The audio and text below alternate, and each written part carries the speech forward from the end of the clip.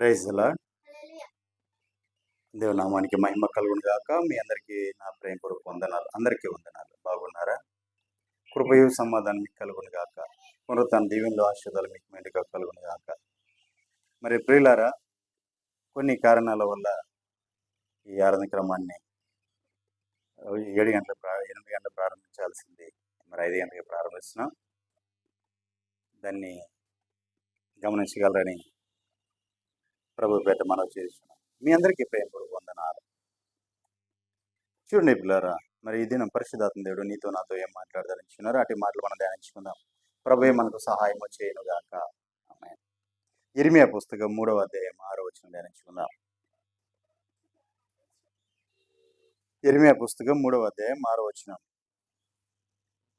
రాజైన యోషీయా దినములలో యెహోవా నాకు ఇలాగు సెలవిచ్చెను. ద్రోహియగు ఇశ్రాయేలు చేయు కార్యములు నీవు చూసితివా? ఆమె ఉన్నతమైన ప్రతి కొండ మీదికి, పచ్చని ప్రతి చెట్టు కిందకి పోవచ్చు, అక్కడ వ్యభిచారము చేయుచున్నది. దేవునికి మహిమ కలుగును గాక. నిజపులారా, ఇక్కడ ఇశ్రాయేలుల గురించి చెబుతూ ఇశ్రాయేలుల్ని ఆమెగా పోల్చి అంటున్నాడు కదా. ఆమె ఉన్నతమైన ప్రతి కొండ మీదకి, పచ్చని ప్రతి చెట్టు కిందకి పోవచ్చు, అక్కడ వ్యభిచారము చేయుచున్నది. ఎవరు అంటే ఇశ్రాయేలు. దేవునికి మహిమ కలుగును గాక.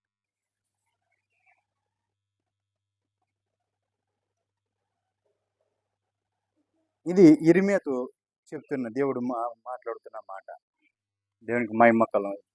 నిజమే పిల్లారా, ఇక్కడ ఇశ్రాయేలు చేయుచున్న కార్యములు, వ్యభిచారం అంటే ఒక శరీర సంబంధంగా చేసే వ్యభిచారము కాదండి. బైబిల్లో వ్యభిచారం అనేది ఘోరమైన పాపం.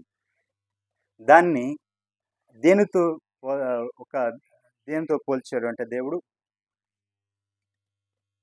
నీ దేవునితో తప్ప వేరే ఎవరినైనా నువ్వు దేవుని కంటే ఎక్కువగా ప్రేమిస్తే అది వ్యభిచారంతో పోల్చాడు. విగ్రహారాధన చేయటం వ్యభిచారంతో పోల్చాడు. అన్ని దేవతలను ఆరాధించడం అన్ని వ్యభిచారంతో పోల్చాడు.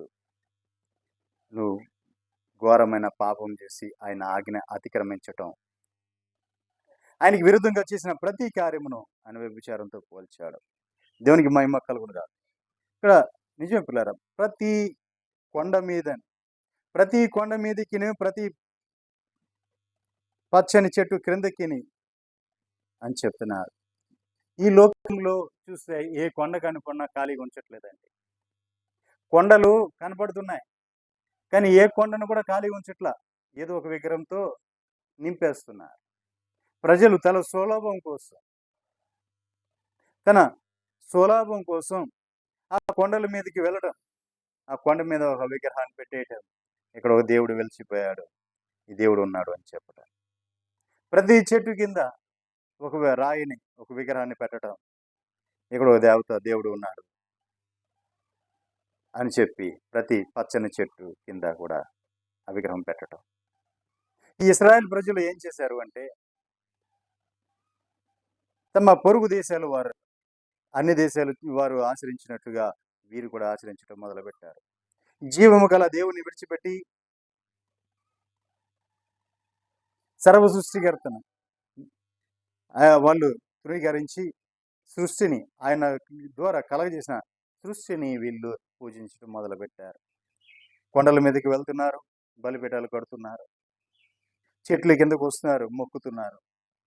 ఇలా వీళ్ళు తప్పిపోయి పాపం చేస్తున్నారు. కాబట్టి ప్రవక్త చెప్తున్నాడు, ఇశ్రాయేలు చేసిన ఆ క్రియలు నీవు చూసితివా అని చెప్పి, ఆమె ప్రతి ఉన్నతమైన ప్రతి కొండ మీదకి, పచ్చని చెట్టు క్రిందకని పో, అక్కడ వ్యభిచారం చేయుచున్నది అంటున్నాడు. నిజమే ప్రియులారా, దేవుడు నీతో ఒక నిబంధన చేశాడు. నిన్ను ఆయన అట్లా ఉండమని ఆజ్ఞించాడు. ఎలాగంటే, నేను తప్ప నీకు వేరొక దేవుడు లేడు, నేనే దేవుడను, నేను తప్ప వేరొక దేవుడు నీకు లేడు, నీవు వేరే ఏ దేవుడిని నువ్వు ఆరాధించకూడదు నన్ను తప్ప అని ఆయన చేసిన నిబంధనను వీరు ఇక్కడ మీరిపోయారు. మీరిపోయి వారికి ఇష్టం వచ్చినట్లుగా వారు ప్రతి కొండ మీదకి, ప్రతి పచ్చని చెట్టు కిందకి పోతున్నారు.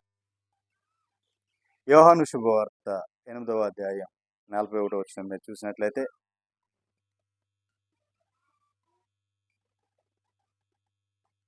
యోహాను శుభవార్త 8వ అధ్యాయం 41వ వచనం, మీరు మీ తండ్రి క్రియలే చేయుచున్నారని అని వారితో చెప్పాను. అందుకు వారు, మేము వ్యభిచారము పుట్టిన వారము కాదే, దేవుడు ఒకడే మాకు తండ్రి అని వారు చెప్పగా, మీరు మీ తండ్రి క్రియలే చేయుచున్నారని చెప్తే వారు ఏమంటున్నారు, మేము దేవుని ద్వారా పుట్టాము తప్ప వ్యభిచారం ద్వారా మేము పుట్టలేదు అని చెప్పి ఇశ్రాయేలు అంటున్నారు. యేసు వారితో ఇట్లా, నేను దేవుడు మీ తండ్రి అయిన ఎడల మీరు నన్ను ప్రేమించరు. దేవుడు మనకు తండ్రి అయి ఉంటే మరి ప్రభువైన యేసుక్రీస్తు వారు ఎవరో మనకు తెలిసి ఉండేది. ఆయన సిలువ వేసి ఉండేవారు కాదు. ఆయన్ని ప్రేమించలేదు, ఆయన చేర్చుకోలేదు. ఆయన ఈ లోకాన్ని రక్షించడం వచ్చిన రక్షకుడు అని చెప్పి ఎవరు కూడా ఆయన్ని అంగీకరించలేదు. కాబట్టి ఆయన మీద తిరుగుబాటు చేసి ఆయన చంపేశారు.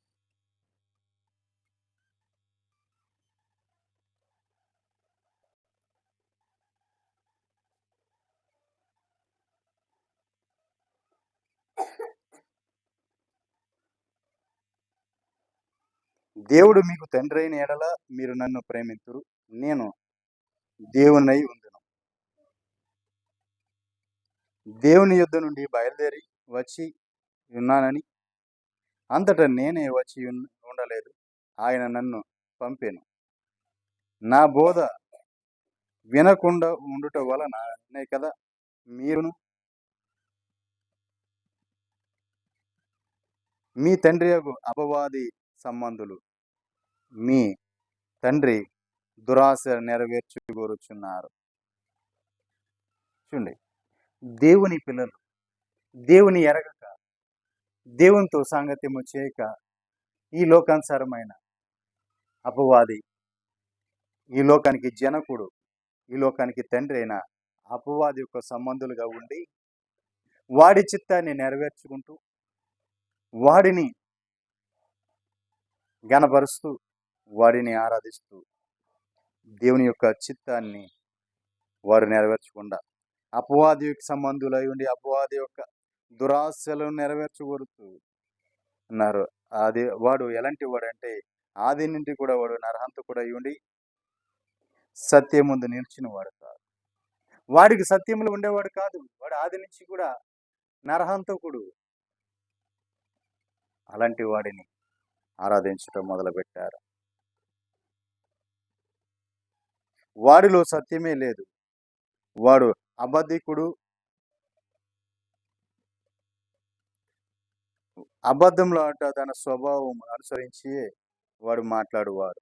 అబద్ధికుడును అబద్ధమునకు జనకుడై ఉన్నాడు. దేవునికి మహిమ కలుగుతాడు. వాడు అబద్ధికుడును అబద్ధమునకు జనకుడై ఉన్నాడు. వాడు అబద్ధానికి తండ్రి వాడే. అలాంటి వాడిని అనుసరించి వాడి చిత్తమును నెరవేర్చి వారు ఎక్కువైపోయారు. దేవుని చిత్తాన్ని నెరవేర్చి వారు లేరు. ఎందుకంటే అందరూ కూడా దేవుణ్ణి విడిచిపెట్టి వ్యభిచారం చేయుచున్నారు. వ్యభిచారం అంటే మనం మరిపడి చెప్పుకుంటున్నాం, ఒక శరీర సంబంధమైన పాపము కాదు.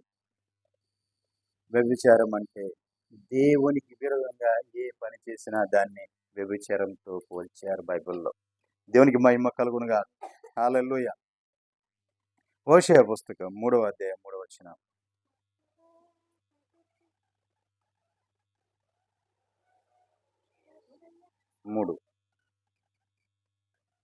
చాలా దినములు నా పక్షంన నిలిచి ఉండి ఏ పురుషుని కూడకయు వ్యభిచారము చేయకయు నీ ఉండవలెను, నీ ఎడలు నేను అలాగే నుండును. దేవునికి మహిమ కలుగును. చూడండి, నేను మాత్రమే నీకు దేవుడను, నేనే నీ దేవుడను, నీకు వేరొక దేవుడు లేడు అని చెప్తూ, అలాగే నీవు నన్ను మాత్రమే సేవించాలి, వేరొక దేవుణ్ణి సేవించడానికి వీలు లేదు అని దేవుడు చెప్పినట్లుగా ఆ మాట మనకు నేను మాత్రమే దేవుడను, మీరు నన్ను మాత్రమే సేవించాలి. దేవునికి మహిమ కలుగును గాక.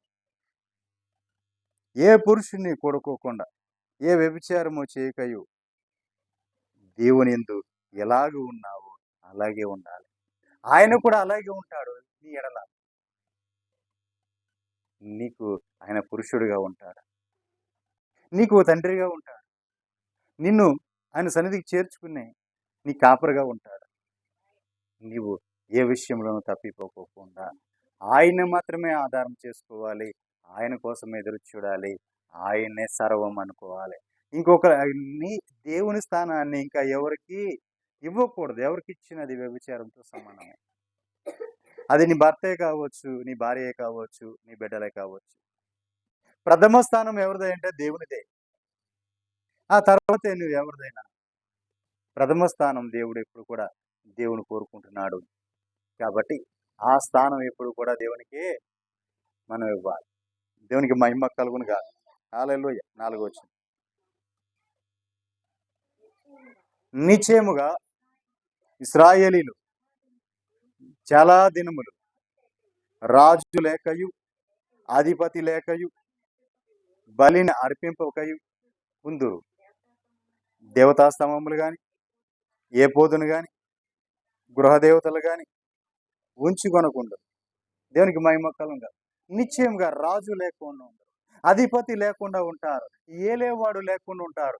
ఎందుకంటే ఇవన్నీ కూడా దేవుని మీద తిరుగుబాటు చేశారు కాబట్టి దేవుడు విధించే శిక్ష. శత్రువు చేతికి నిన్ను అప్పగించటం, నీకు ఆధారం లేకుండా చేయటం, నువ్వు ఎవరి మీద ఆనుకొని ఉన్నావు, ఎవరు ఆధారం చేసుకున్నావో, ఎవరే నా అతిశయమని నువ్వు అనుకుంటున్నావో వారిని నీకు లేకుండా చేస్తాడు. అంటే ఆయనే నీకు దూరం అయిపోతాడు. దేవునికి మహిమ కలుగును గాక. హల్లెలూయా. ఆయనే నీకు దూరం అయిపోతాడు. ఎందుకంటే నీవు ఆయనను చేర్చుకోవట్లేదు కాబట్టి, ఆయన అంగీకరించట్లేదు కాబట్టి, నీవు ఆయనకి ఇవ్వాల్సిన స్థానము ఆయనకి ఇవ్వట్లేదు. అందుకే ఆయన నీకు దూరం అవుతాడు. దేవునికి మహిమ కలుగును గాక. కానీ ప్రియులారా, నీవు ఎంతగా నీ దేవుణ్ణి ఆరాధిస్తావో, నీ దేవునిలోకి నువ్వు ఎంతగా వెళ్తావో, నీ దేవునితో నువ్వు ఎంతగా నడిచే అనుభవాలు ఉన్నావో, ఆయనతో కలిసి జీవించే అనుభవంలో ఆ లోతైన అనుభవాలకి నువ్వు వెళ్ళే ముందుగా ఆయన నిన్ను అంతకంతకు తనలోనికి తీసుకుని వెళ్తాడు. తనతో పాటు నిన్ను తీసుకుని వెళ్తాడు. నీకు అన్ని కూడా బయలుపరుస్తాడు. అప్పుడు నీవు నీ యొక్క దేవుని యొక్క ప్రేమ ఎంతో, నీవు దేవునికి చూపిస్తున్న ప్రేమ ఎంతో, ఆయన యందు నీ విశ్వాసం ఏంటో, నీ యందు ఆయన యొక్క ప్రణాళిక ఏంటో, అప్పుడు అది బయలుపడినప్పుడు నీవు ఎక్కడ తగ్గకుండా ఉండాలి. ఆయన చిత్తము నీలో నెరవేర్చడానికి ఆయన సిద్ధంగా ఉండి, ఇది నా ప్రణాళిక అని చెప్పినప్పుడు నీవు దాన్ని నెరవేర్చే అర్హత పొందుకొని ఉండాలి. నెరవేర్చేవాడిగా నువ్వు నిలబడి ఉండాలి. అలా లేకోకుండా నీవు ఆయనకు దూరం అయితే ఆయన నిన్ను విడిచిపెట్టేస్తాడు. కానీ ప్రియులారా, ఆయన ఇంకను ప్రేమిస్తున్నాడు, ఇంకను కరుణిస్తున్నాడు.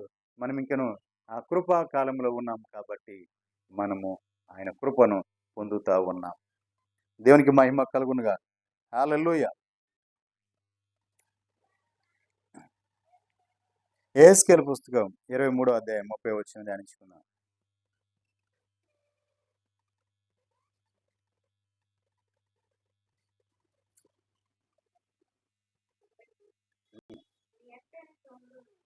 నీ అక్కైన షోమ్రోను పాత్ర వినాశోపద్రవములతో నిండినది. నీవు దానిలోది త్రాగి మత్తురాలువై దుఃఖముతో నింపబడదు. అడుగు మట్టునకు దానిని పానము చేసి పాత్రను చెక్కలు చేసి వాటితో నీ స్తన్యములను పెరుక్కుందువు. దేవుడే మాట ఇచ్చి ఉన్నాడు. ఇదే ప్రభు అయిన యెహోవా. నిజమే పిల్లారా, నువ్వు వేరే వాటిని దేన్నో ఆధారం చేసుకో, దేని వైపు చూస్తున్నావు. కానీ నీవు ఆధారం చేసుకోవాల్సిన ప్రభువుని మాత్రం నువ్వు ఆధారం చేసుకోలేకపోతున్నావు. ప్రభు వైపు నీవు చూడలేకపోతున్నావు. ఎంతవరకు లోకము యొక్క ఆశలని, లోకం ఒక వైభవాన్ని చూస్తూ ఆ లోక కోరికలతో, ఆ లోక ఆశలతో నువ్వు ఉంటున్నావు తప్ప దేవుని వైపు నువ్వు చూడలేకపోతున్నావు. దేవుని చేరుకోలేకపోతున్నావు. కారణం ఏంటంటే నీ చూపంతా కూడా, నీ తలంపు, నీ ఆలోచనలన్నీ కూడా ఎక్కడున్నాయి? వేరే వాటి మీద ఉన్నాయి, దేవుని మీద లేవు. అందుకే దేవుడికి నీవు దూరం అయిపోతున్నావు. దేవునికి మహిమ కలుగును గాక. హల్లెలూయా. చూడండి, ఆఖరిగా నేను ఒక మాట చెప్తాను. యోహాను శుభవార్త 8వ అధ్యాయం 10వ వచనంలో ఒక మాట ఉంది. అక్కడ మనం చూసినట్లయితే ఒక స్త్రీ కనపడుతుంది. ఆ స్త్రీ 10. ఆ స్త్రీని మనం చూసినట్లయితే ఆ స్త్రీ వ్యభిచారం ద్వారా పట్టబడింది, పాపం ద్వారా పట్టబడింది. ఆ పట్టబడింది కాబట్టి ఆ కాలం ధర్మశాస్త్ర ప్రకారం ఏం చేయాలంటే రాళ్లతో కొట్టి సర్వ సమాజం ముందు ఆమె చంపివేయాలి. కాబట్టి అందరూ కూడా రాళ్ళు పట్టుకున్నారు, ఆమె చంపడానికి సిద్ధంగా ఉన్నారు. ప్రభు అక్కడ ఆ మార్గంలో వెళ్తున్న ప్రభుని చూశారు, ఆయన్ని శోధించాలి అనుకున్నారు. ఆయన దగ్గరికి వెళ్ళారు. ఇదిగో బోధకుడా, ఈ అమ్మాయి పాపం చేస్తూ పట్టబడింది. మరి ధర్మశాస్త్ర ప్రకారం ఈ అమ్మాయిని రాళ్ళతో కొట్టి చంపవాలని మోషే చెప్పి ఉన్నారు. మరి నువ్వేం చెప్తావు అని ఆయన్ని శోధించడానికి అడిగారు. ఆయన వారి హృదయాన్ని ఎరిగిన దేవుడు కాబట్టి ఆయన ఏమీ మాట్లాడకుండా నేల మీద కూర్చొని నేల మీద వేలుతో గీతలు గీస్తా ఉన్నాడు.